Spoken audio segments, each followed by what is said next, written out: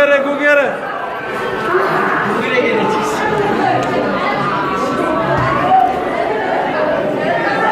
Gu.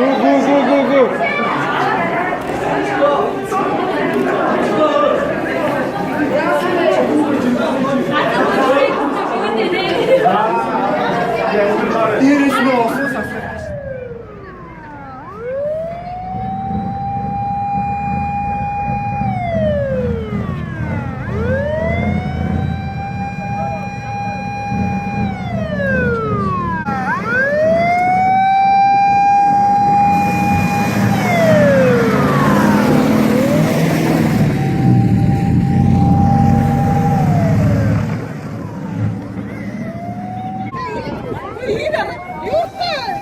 Oğlum geri çık lan. Oy, sakın orada. Çık. Allah Allah.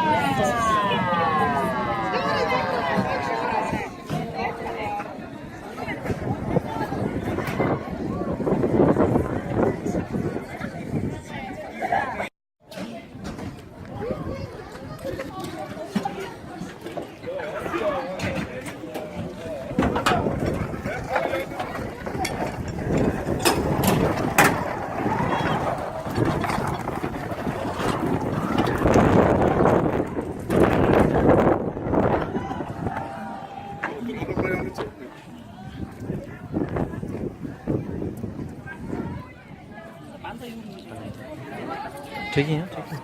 Nerede mi? Mesut abi. Bey, tam adam oldun ha. O da abi böyle bakın o da abi.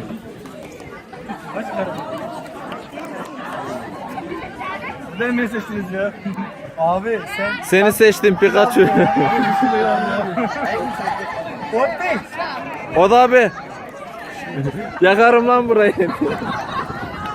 Yaklaşma bir Roma'yı yaktım, burayı da yakarım. Bot Bey şuraya bir çık bir selam ver çocuklara şöyle.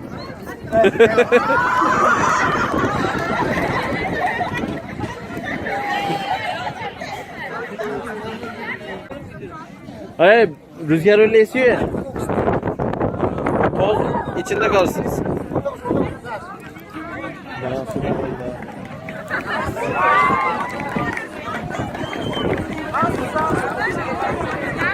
Ya bitti ateş bitti ateş.